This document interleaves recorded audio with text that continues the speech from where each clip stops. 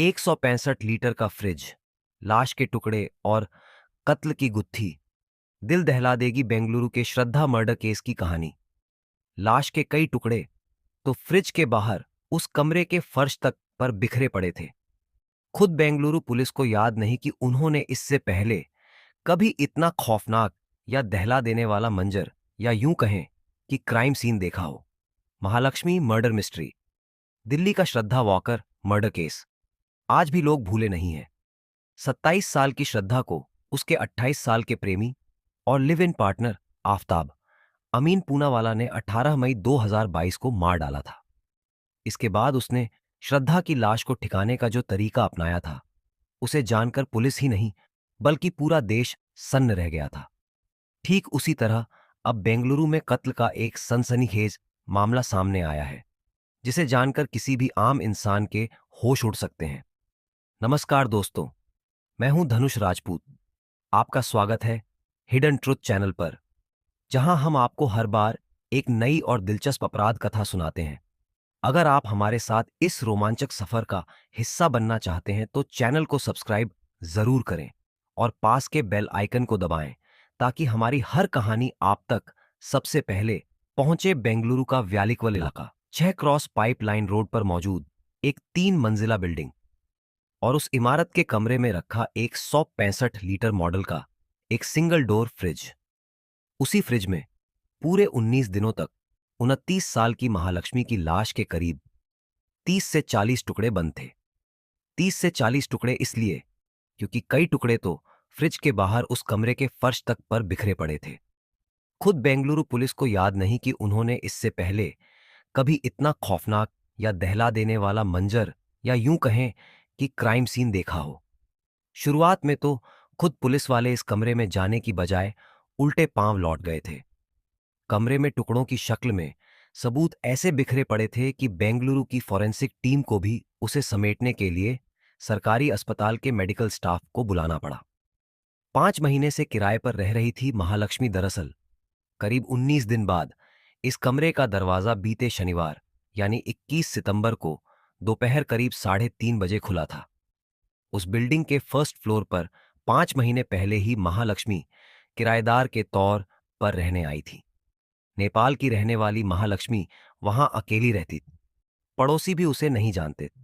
वजह यह थी कि हर रोज वो सुबह 9:30 बजे घर से निकलती और रात 10:30 के बाद ही घर लौटती। महालक्ष्मी की मां और बहन बेंगलुरु में रहते हैं। 2 सितंबर के बाद अचानक महालक्ष्मी का फोन बंद हो गया। उसकी मां और बहन लगातार फोन करते रहे, पर बात नहीं हो रही थी। पड़ोसियों ने की थी बदबू की शिकायत। इसी बीच 20 सितंबर को कुछ पड़ोसियों ने बिल्डिंग के मालिक को शिकायत करते हुए बताया कि बंद पड़े महालक्ष्मी के घर के अंदर से अजीब सी बदबू आ रही है। रेंट एग्रीमेंट के वक्त इमरजेंसी कॉन्टैक्ट के तौर पर महालक्ष्मी ने बेंगलुरु में ही रहने वाली अपनी मां और बहन का पता और फोन नंबर दिया था। मकान मालिक ने महालक्ष्मी की मां को फोन किया और उन्हें महालक्ष्मी के घर से आ रही बदबू के बारे में जानकारी दी। बीते 19 दिनों से वैसे ही महालक्ष्मी से मां की बात नहीं हुई थी। मकान मालिक की बात सुनकर वो घबरा गई। महालक्ष्मी के घर की एक चाबी मां के पास रहती थी। वो फौरन चाबी लेकर अपनी दूसरी बेटी के साथ महालक्ष्मी के साथ घर पहुंची। मकान मालिक और पड़ोसियों की मौजूदगी में घर का दरवाजा खोला गया, लेकिन दरवाजा खुलते ही अंदर से इतनी तेज बदबू आई कि सभी पीछे हट गए। कुछ देर बाद हिम्मत कर फिर से वो अंदर गए। फर्श पर हर तरफ खून के निशान थे। मांस के छोटे छोटे लोथड़े यहां वहां पड़े थे और खून की एक सूखी हुई लकीर कमरे में रखे फ्रिज तक जा रही थी। जैसे ही फ्रिज का दरवाजा खुला, एक चीख के साथ सभी लोग उल्टे पैर कमरे से बाहर की तरफ भागे। उस एक पल में उन्होंने जो कुछ फ्रिज के अंदर देखा वो दहलाने वाला था। फ्रिज में रखे थे 2 इंसानी पैर और एक सिर। मकान मालिक सब कुछ समझ चुका था। उसने फौरन पुलिस को फोन किया। आनन फानन में पुलिस भी मौके पर पहुंची।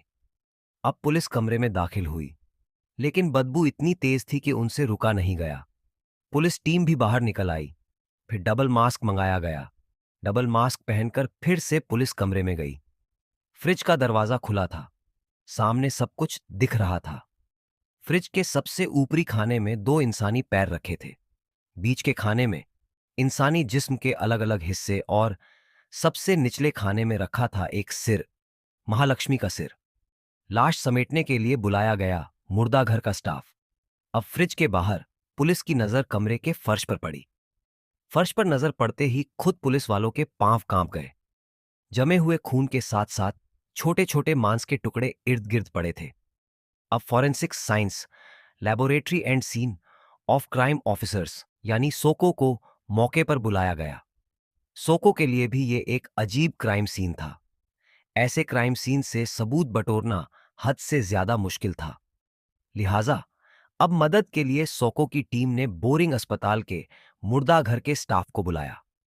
मुर्दा घर के स्टाफ के पहुंचने के बाद फ्रिज से लेकर फर्श तक पर बिखरे लाशों के टुकड़ों को समेटा गया। और इसी समेटने के दौरान यह अंदाजा हुआ कि लाश के टुकड़ों की तादाद 30 से 40 के दरमियान थी। टुकड़ों में बंटी इस लाश को अब मुर्दा घर भेज दिया गया। कौन था महालक्ष्मी का कातिल? लाशों के टुकड़े समेटने के बाद अब पुलिस ने कमरे की तलाशी ली। तलाशी के दौरान महालक्ष्मी के बेड पर रखा एक मोबाइल मिला। यह मोबाइल महालक्ष्मी का ही था। जब मोबाइल की सीडीआर यानी कॉल डिटेल रिकॉर्ड को चेक किया गया तो पता चला कि इस फोन से आखिरी कॉल 2 सितंबर को किया गया था। 2 सितंबर के बाद से ना तो इस फोन से कोई कॉल की गई और ना ही कोई कॉल रिसीव की गई। इसी से बेंगलुरु पुलिस ने अंदाजा लगाया कि महालक्ष्मी का कत्ल 2 से 3 सितंबर के दरमियान ही हुआ है। पर सवाल यह था कि आखिर किसी ने इतनी बेरहमी से महालक्ष्मी का कत्ल क्यों किया? आखिर किसी की उससे क्या दुश्मनी थी? वो कातिल कौन था? तो अब बेंगलुरु पुलिस ने मामले की तफ्तीश शुरू की। साल 2023 में पति से अलग हो गई थी महालक्ष्मी। महालक्ष्मी की मां और बहन से शुरुआती पूछताछ के बाद पता चला कि साल 2019 तक ये पूरा परिवार नेपाल में ही रहता था। उसी साल महालक्ष्मी की हेमंत दास नाम के एक नेपाली लड़के से शादी हुई थी। शादी के बाद दोनों रोजगार और बेहतर जिंदगी की उम्मीद लिए नेपाल से बेंगलुरु पहुंचे। बेंगलुरु में हेमंत एक मोबाइल शॉप पर काम करने लगा, जबकि महालक्ष्मी को एक नामचीन मॉल के ब्यूटी शॉप में बतौर सेल्स वूमेन टीम लीडर की नौकरी मिल गई। दोनों बेंगलुरु के नीला मंगला इलाके में किराए के घर में रहने लगे। बाद में दोनों की एक बेटी हुई। साल 2023 तक उनकी जिंदगी में सब कुछ ठीक था। लेकिन 2023 में हेमंत और महालक्ष्मी अलग हो गए। बेटी हेमंत दास के साथ रहती थी, जबकि महालक्ष्मी 5 महीने से व्यालीक्वल इलाके में किराए के मकान में रह रही थी, वो भी अकेली। हर 15 दिन या महीने में एक बार वो अपनी बेटी से मिलने हेमंत के घर जाया करती थी।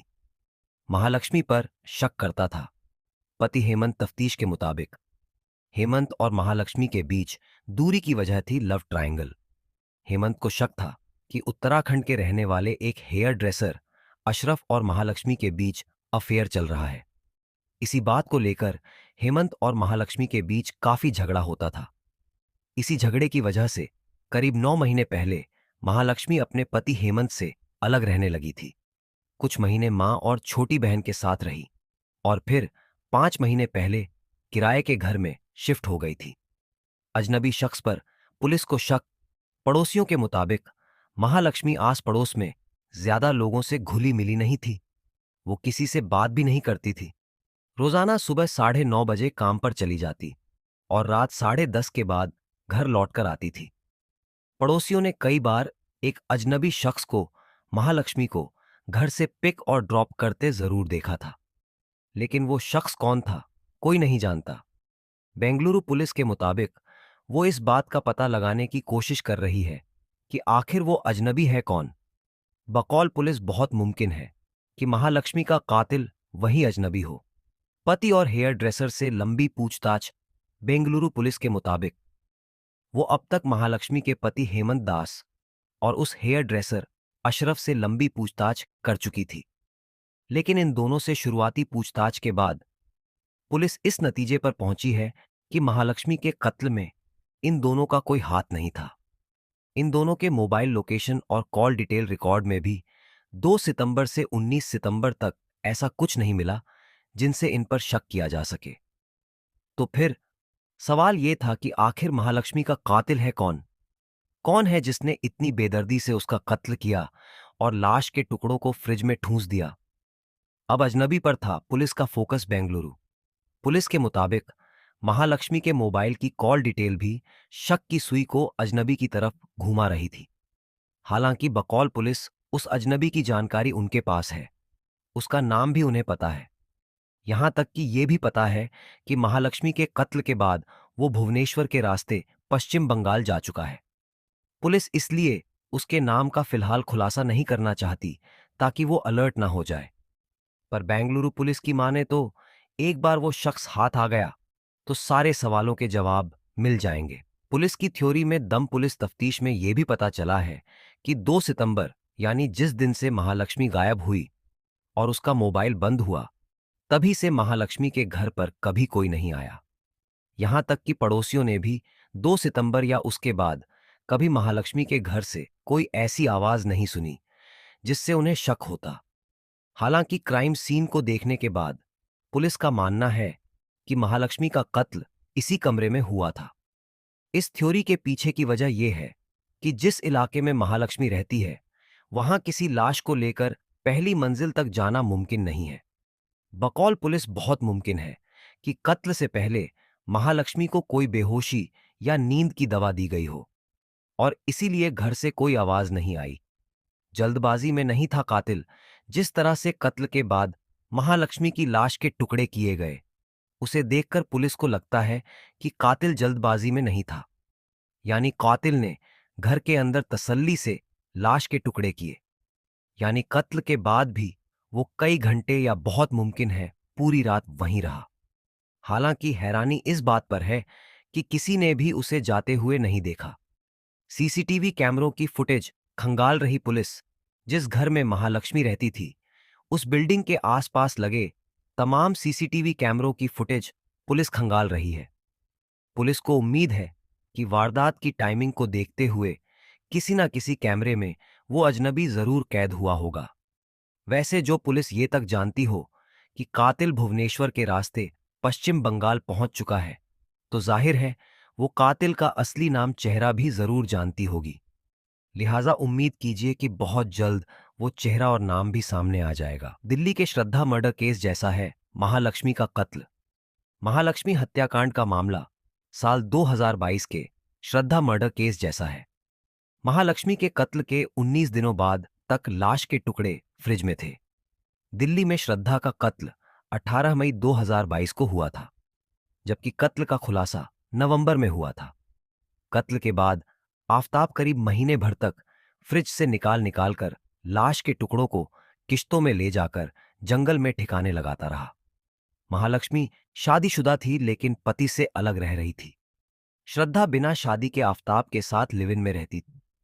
श्रद्धा के किसी और के साथ रिश्ते को लेकर आफताब को शक था। महालक्ष्मी केस में उसके पति हेमंत को उसके अफेयर का शक था। लेकिन यह शक महालक्ष्मी के कत्ल की वजह बना या कहानी कुछ और है, इसका खुलासा तभी होगा जब कातिल पुलिस की गिरफ्त में होगा। हालांकि आफताब की तरह महालक्ष्मी के केस में फिलहाल पुलिस ने उसके पति हेमंत दास को एक तरह से क्लीन चिट दे दी है।